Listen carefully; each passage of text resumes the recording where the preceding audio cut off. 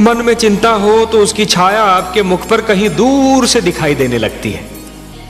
और आज तो आप सिर से पांव तक चिंता की मूर्ति बनी हुई हैं। सब कुशल तो है? कुशल कहाँ कमल नयन, देवर्षि नारद को न जाने समस्याएं खड़ी करके क्या आनंद आता है। एक और नई समस्या खड़ी कर दी उन्होंने। अब कौन सा नया पुष्प खिलाया उन्होंने? पहले तो उसे वन में तपस्या करने के लिए छोड़ दिया। मुझे यही चिंता क्या कम थी कि वन के पशुओं से उसकी रक्षा कैसे होगी। और अब उन्होंने ध्रुव को आदेश दिया है कि आहार भी त्याग दे। देवर्षि ध्रुव के गुरु हैं। गुरु की आज्ञा का पालन करना शिष्य का कर्तव्य होता है। गुरु तो भगवान से भी बड़ा होता है। इसका अर्थ यह हुआ कि आप भी देवर्षि से सहमत हैं? वो तो नन्हा सा बालक है। तनिक सोचिए तो, आहार त्यागने से उसकी क्या दशा हो जाएगी। क्षमा कीजिए प्रभु, संभवतः आपको भी उसकी पीड़ा पर दया नहीं आ रही। ये आप नहीं बोल रही हैं देवी, ये आपके भीतर समाई हुई एक नारी, एक मां बोल रही है। यही समझ लीजिए करुणा सिंधु, पर मुझसे उसकी दशा देखी नहीं जाती। दया कीजिए उस पर, दया कीजिए मुझ पर। मुझे आपसे सहानुभूति है देवी, पर मुझे खेद है, मैं पक्षपात नहीं कर सकता। पक्षपात? कैसा पक्षपात प्रभु? धरती पर मनुष्य लोक में मेरे अगणित भक्त हैं। माना कि ध्रुव सर्वस्व त्याग कर मेरा दर्शनाभिलाषी है देवी, परंतु जो मेरे साधारण भक्त हैं उनका भी तो मुझ पर अधिकार है।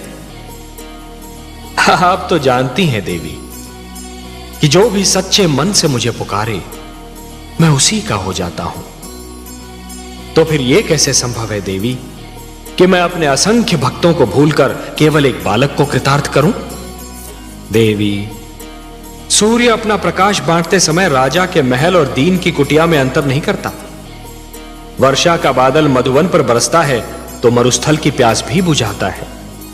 तो फिर यह कैसे संभव है देवी कि मैं अपने भक्तों में पक्षपात करूं?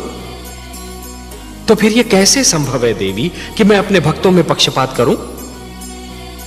हे महादेवी, ये मत भूलिए कि ईश्वर भी ईश्वरत्व के नियम से बंधा है, और ईश्वरत्व का नियम है समानता। मेरी दृष्टि में समस्त मानव जाति समान है। मैं धरती पर जा अवश्य सकता हूं देवी, किंतु समस्त मानव समूह के कल्याण के लिए, केवल किसी एक के कल्याण के लिए नहीं। चाहे मेरा ध्रुव भूख प्यास से दम ही क्यों न तोड़ दे। मैं आपसे पहले भी कह चुका हूं देवी कि मैं विधाता के कार्यों में हस्तक्षेप नहीं कर सकता। मुझे आपसे सहानुभूति है, परंतु यदि विधाता ने उसके भाग्य में यही लिख दिया हो तो फिर यही होकर रहेगा। तो अपनी प्रसन्नता हमसे नहीं बांटेंगे देवर्षि? आपसे क्या छिपा सकता हूं, आप तो विश्वव्यापी हैं। परंतु विश्वास कीजिए, आज महाराज मनु ने अपने पुत्र को ऐसी खरी खरी सुनाई कि मेरा मन तो झूम उठा। उत्तानपाद पर सुरुचि की मोह माया का जो रंग चढ़ा हुआ था वो तो ऐसे उतर गया जैसे बरखा की बौछार पड़ने से वृक्ष पे जमी धूल उतर जाती है। मनु ने वही किया जो एक परिवार के सर्वे सर्वा को करना चाहिए था। नई पीढ़ियां जब अकारण ही आवेश में आकर अपने पूर्वजों के बनाए हुए अच्छे नियम तोड़ने लगे, सुंदर परंपराओं का त्याग करने लगे और अपने संस्कारों से विमुख होने लगे, तो बड़ों का कर्तव्य है कि उन्हें भटकने पर टोकें, पतन से रोकें। जिस प्रकार एक अंकुश मदमस्त हाथी को अनियंत्रित होने से रोकता है, उसी प्रकार बड़ों का उपदेश छोटों को भटकने से रोकता है। परंतु मुझे आश्चर्य तो इस बात पर हुआ कि उत्तानपाद चुपचाप सिर झुकाए अपने पिता की फटकार सुनता रहा। इसमें आश्चर्य की कोई बात नहीं है देवर्षि। जिस प्रकार देर तक सोने वाले को सूर्य की तीव्र किरणें जागने के लिए विवश करती हैं, उसी प्रकार मनु के कटु वचन ने उत्तानपाद को झिंझोड़ना चाहा था। और पुत्र को भी पिता का इसी प्रकार आदर करना चाहिए, क्योंकि पिता ने पुत्र से अधिक जीवन जिया होता है। पिता के अनुभव पुत्र के अनुभवों की तुलना में कहीं अधिक विशाल, अधिक व्यापक और समय की कसौटी पर अधिक खरे उतरे हुए होते हैं। देवर्षि, नवीन पीढ़ियों को भी यह जान लेना चाहिए कि जीवन मार्ग पर उनके पहले के यात्रियों, उनके पूर्वजों के पदचिन्ह उन दीपकों के समान हैं जो उन्हें सही राह दिखाते हैं। मनु ने उत्तानपाद को उचित मार्ग दिखाया। उचित मार्ग? आपकी लीला भी विचित्र है मायापति।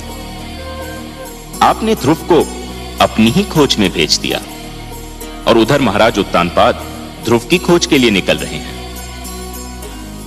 और इस बात को आपसे अच्छा और कौन जान सकता है कि ध्रुव का आप तक और उत्तानपाद का ध्रुव तक पहुंचना कितना कठिन है।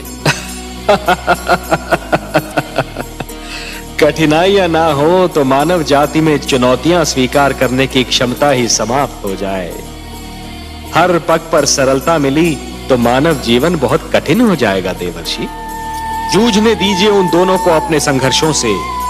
उन्हें पता तो चले कि जीवन की कठिनाइयों से हर व्यक्ति को स्वयं ही उलझना पड़ता है और स्वयं ही उनके समाधान ढूंढने पड़ते हैं। वह तो ठीक है प्रभु, मुझे महाराज उत्तानपाद की चिंता नहीं। वो तो ध्रुव की खोज में निकले हैं। ध्रुव किन मार्गों पर जा सकता है, किन क्षेत्रों में जा सकता है, इसका ज्ञान है उनको। उन्हें किसी मार्गदर्शक की आवश्यकता नहीं है। मुझे चिंता ध्रुव की है प्रभु।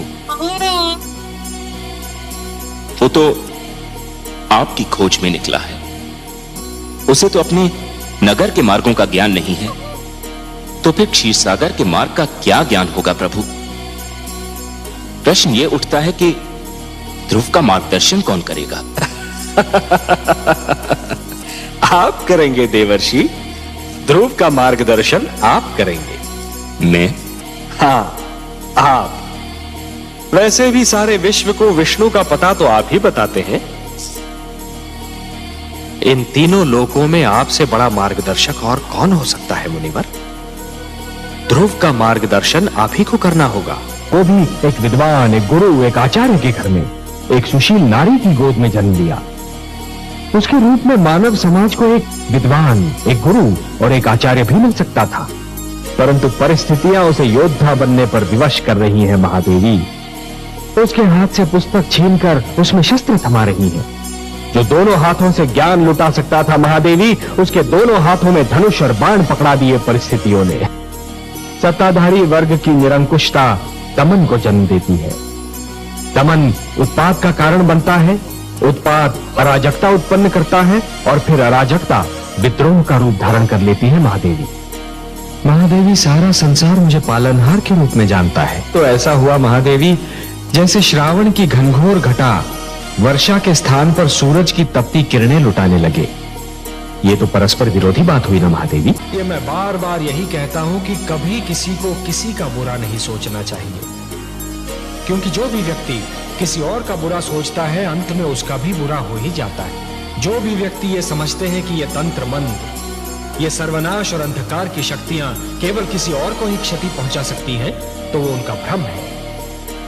सत्य तो ये है महादेवी कि जो ईश्वर के सच्चे भक्त होते हैं, जो स्वयं ईश्वर पर संपूर्ण विश्वास करते हैं, ये तंत्र मंत्र की शक्तियां उनका बाल भी नहीं